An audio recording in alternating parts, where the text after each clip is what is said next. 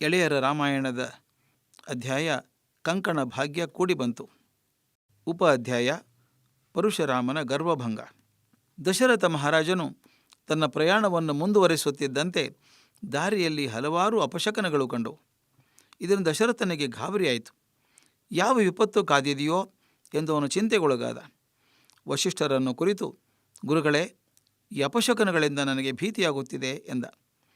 ವಸಿಷ್ಠರು, ಮಹಾರಾಜ, ಹೆದರಬೇಡ. ನಮಗೆ ಯಾವುದೋ ಭಯಂಕರ ಸನ್ನಿವೇಶ ಎದುರಾಗುತ್ತದೆ ಎಂಬುದು ನಿಜ. ಆದರೆ ಆ ಭೀಕರ ಸನ್ನಿವೇಶವು ಶುಭ ರೀತಿಯಲ್ಲೇ ಕೊನೆಗೊಳ್ಳುತ್ತದೆ, ಚಿಂತಿಸಬೇಡ ಎಂದರು. ಅಷ್ಟರಲ್ಲಿ ದೊಡ್ಡ ಬಿರುಗಾಳಿ ಎದ್ದಿತು. ಅದರಿಂದ ನೆಲವೇ ನಡುಗಿದಂತಾಯಿತು. ಭಾರೀ ಭಾರೀ ಮರಗಳು ಬಿದ್ದು ಹೋದವು. ಇದ್ದಕ್ಕಿದ್ದಂತೆ ಸೂರ್ಯನನ್ನು ಕಪ್ಪಾದ ಮೋಡಗಳು ಆವರಿಸಿ ಮರೆ ಮಾಡಿದವು. ಸುತ್ತಲೂ ಧೂಳೆದ್ದು ಯಾರಿಗೂ ಏನೂ ಕಾಣಿಸದಂತಾಯಿತು. ಆ ಕಾರ್ಗತ್ತಲ ಮಧ್ಯದಿಂದ ಒಬ್ಬ ವ್ಯಕ್ತಿಯು ಬೇಗವಾಗಿ ಬರುತ್ತಿದ್ದ. ಅವನು ಭೀಕರ ಆಕೃತಿಯನ್ನು ಹೊಂದಿದ್ದ, ಜಟಾಧಾರಿಯಾಗಿದ್ದ. ಅವನು ತನ್ನ ಬಲಗೈಯಲ್ಲಿ ಒಂದು ಕೊಡಲಿಯನ್ನು ಹಿಡಿದಿದ್ದನು, ಎಡಭುಜದಲ್ಲಿ ಬಿಲ್ಲನ್ನು ಧರಿಸಿದ್ದನು. ನೋಡಿದರೆ ಅವನು ಕೋಪದಿಂದ ಇತ್ತ ಕಡೆ ಬರುವಂತೆ ತೋರುತ್ತಿತ್ತು.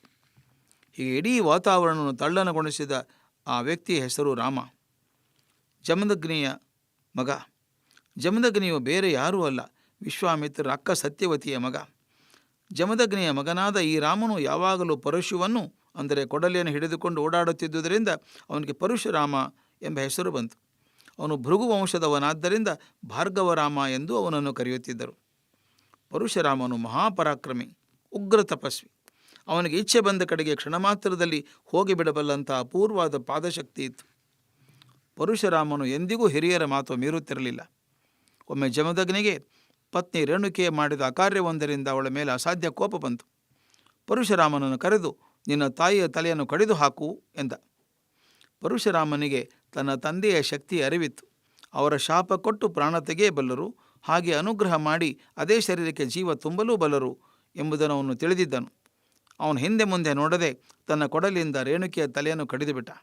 ತನ್ನ ಆಜ್ಞೆಯನ್ನು ಪಾಲಿಸಿದ ಪರಶುರಾಮನನ್ನು ಕುರಿತು ಜಮದಗ್ನಿ, ಪರಶುರಾಮ, ನಿನ್ನ ಪಿತೃವಾಕ್ಯ ಪಾಲನೆಯಿಂದ ನಾನು ಪ್ರೀತನಾಗಿದ್ದೇನೆ. ನಿನಗೇನು ವರ ಬೇಕು ಕೇಳು ಎಂದನು.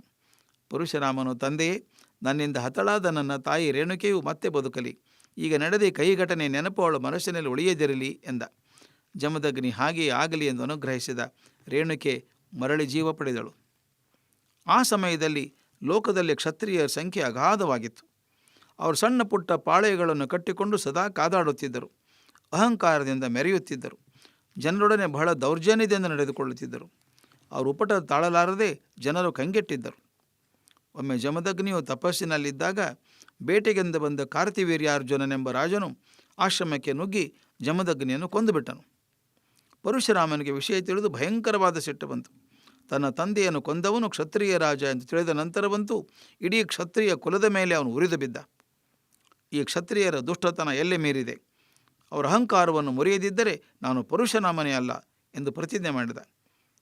ತನ್ನ ಆಯುಧವಾದ ಕೊಡಲಿಯನ್ನು ಕೈಯಲ್ಲಿ ಹಿಡಿದು ಕ್ಷತ್ರಿಯರನ್ನು ಸಂಹಾರ ಮಾಡಲು ಹೊರಟ. 21 ಸಲ ಭೂಮಿಯ ಪ್ರದಕ್ಷಿಣೆ ಮಾಡಿದ. ತನಗೆ ಎದುರಾದ ಕ್ಷತ್ರಿಯರನ್ನೆಲ್ಲ ಕತ್ತರಿಸಿ ಹಾಕಿಬಿಟ್ಟ. ಅನೇಕ ರಾಜರು ತಮ್ಮ ರಾಜ್ಯವನ್ನೇ ಬಿಟ್ಟು ಓಡಿ ಹೋದರು.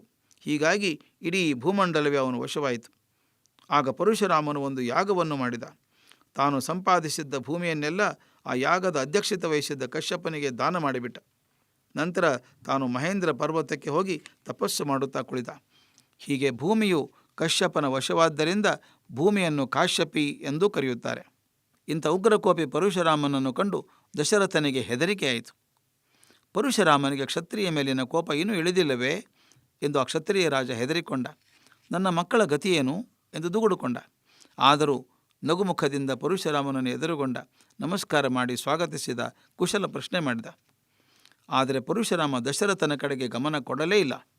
ಅವನು ರಾಮನ ಕಡೆಗೆ ತಿರುಗಿ, ರಾಮ, ನಿನ್ನ ಪರಾಕ್ರಮವನ್ನು ಕೇಳಿದೆ. ಜನಕನ ಬಳಿಯಿದ್ದ ಶಿವಧನುಸ್ಸನ್ನು ನೀನು ಮುರಿದೆಯಂತೆ. ಅದು ನಿಜವಾಗಿಯೂ ಬಹಳ ಪರಾಕ್ರಮದ ಕೆಲಸವೇ ಸರಿ. ಆದರೆ ರಾಮ, ಈಗೋ ನನ್ನ ಬಳಿ ಇರುವ ವಿಷ್ಣು ಧನಸ್ಸನ್ನು ನೋಡು.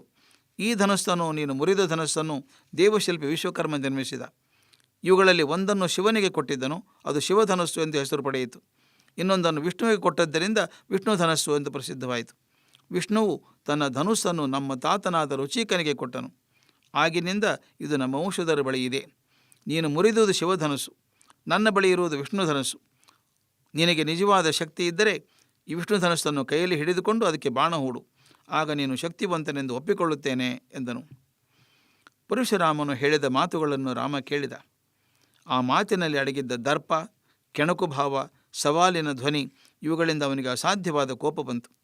ಆದರೂ ತಡೆದುಕೊಂಡ. ತಂದೆಯವರ ಎದುರಿಗೆ ಕೋಪ ತೋರಿಸುವುದು ಗೌರವವಲ್ಲ ಎಂದುಕೊಂಡ. ಆದ್ದರಿಂದ ಅವನು ಧ್ವನಿಯನ್ನು ಸೌಮ್ಯಗೊಳಿಸಿ ಮಾತಿನಲ್ಲಿಯೇ ತನ್ನ ಭಾವನೆಗಳನ್ನು ತುಂಬಿ ಹೀಗೆ ಹೇಳಿದ: ಪರಶುರಾಮ, ನಾನು ನಿನ್ನ ಪರಾಕ್ರಮದ ಬಗ್ಗೆ ಸಾಕಷ್ಟು ಕೇಳಿದ್ದೇನೆ. ನೀನು ಹಲವಾರು ರಾಜರನ್ನು ಗೆದ್ದಿರಬಹುದು.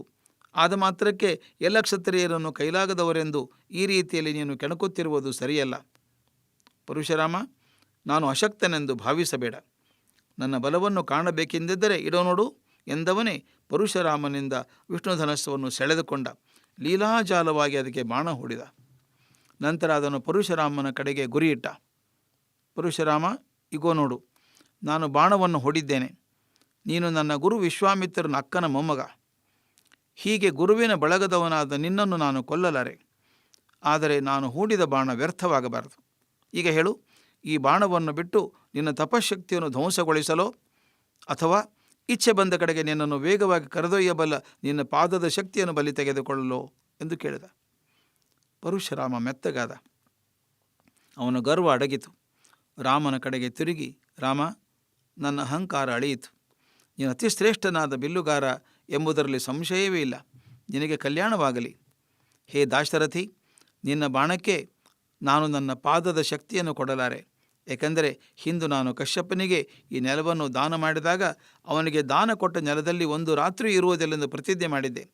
ಹೀಗಾಗಿ ನಾನು ಈ ಕ್ಷಣವೇ ಇಲ್ಲಿಂದ ನನ್ನ ತಪಕ್ಷೇತ್ರವಾದ ಮಹೇಂದ್ರ ಪರ್ವತಕ್ಕೆ ಹಿಂತಿರುಗಬೇಕಾಗಿದೆ. ಆದ್ದರಿಂದ ನೀನು ಬಾಣ ಬಿಟ್ಟು ನನ್ನ ತಪಶಕ್ತಿಯನ್ನು ತೆಗೆದುಕೋ ಎಂದ. ಅದೇ ಪ್ರಕಾರವಾಗಿ ರಾಮನು ಬಿಟ್ಟ ಬಾಣದಿಂದ ಪರಶುರಾಮನ ತಪಶಕ್ತಿಯು ನಷ್ಟವಾಯಿತು. ಕೂಡಲೇ ಪರಶುರಾಮನು ತನ್ನ ಪಾದದ ಶಕ್ತಿಯಿಂದ ವಾಯುವೇಗದಿಂದ ಮಹೇಂದ್ರ ಪರ್ವತದ ಕಡೆಗೆ ಹೊರಟು ಬಿಟ್ಟನು. ಕಾರ್ಗತ್ತಲು ಕಳೆದು ಬೆಳಕು ಮೂಡಿದಂತಾಯಿತು. ಪರಶುರಾಮನ ಆಗಮನದಿಂದ ಬೆದರಿದ್ದ ಜನರು ಭೀತಿ ಕಳೆದು ಹರ್ಷೋದ್ಗಾರ ಮಾಡಿದರು. ದೇವತೆಗಳು, ಋಷಿಗಳು ರಾಮನಿಗೆ ಜಯಕಾರ ಮಾಡಿದರು. ದಶರಥನು ಮಗನನ್ನು ಬಿಗಿದಪ್ಪಿಕೊಂಡ. ರಾಮನ ಪರಾಕ್ರಮದಿಂದ ಎಲ್ಲರೂ ಆನಂದಗೊಂಡರು. ನಿಶ್ಚಿಂತೆಯಿಂದ ಪ್ರಯಾಣವನ್ನು ಮುಂದುವರೆಸಿದರು. ಅಯೋಧ್ಯೆಯಲ್ಲಿ ಸಂಭ್ರಮವೋ ಸಂಭ್ರಮ. ಮಹಾರಾಜ ದಶರಥನು ತನ್ನ ಮಕ್ಕಳು ಮತ್ತು ಸೊಸೆಯೊಂದಿಗೆ ನಗರಕ್ಕೆ ಹಿಂತಿರುಗುತ್ತಿರುವ ಸುದ್ದಿ ತಿಳಿದು ಇಡೀ ಜನತೆಯೇ ಸ್ವಾಗತಕ್ಕೆ ನಿಂತಿತು. ಊರನ್ನೆಲ್ಲ ತಳಿರು ತೋರಣಗಳಿಂದ ಅಲಂಕರಿಸಿದರು. ಸ್ವಾಗತ ಕಮಾನುಗಳನ್ನು ಕಟ್ಟಿದರು. ಎತ್ತರವಾದ ಧ್ವಜಸ್ತಂಭಗಳನ್ನು ಕಟ್ಟು ಪತಾಕೆಗಳನ್ನು ಹಾರಿಸಿದರು. ರಾಮನ ಪರಾಕ್ರಮವನ್ನು ಕೊಂಡಾಡುವ ಸ್ವಾಗತ ಗೀತೆಗಳನ್ನು ರಚಿಸಿದರು. ರಾಮನ ಪರಿವಾರ ಅಯೋಧ್ಯೆ ತಲುಪಿದಾಗ ಮಂಗಳವಾದ್ಯಗಳನ್ನು ಮೊಳಗಿಸಿದರು. ಬೃಹತ್ ಮೆರವಣಿಗೆಯಲ್ಲಿ ಅವರನ್ನು ಅರಮನೆಗೆ ಕರೆದೊಯ್ದರು. ಭವ್ಯವಾದ ಸ್ವಾಗತ ಸಮಾರಂಭವನ್ನು ನಡೆಸಿದರು.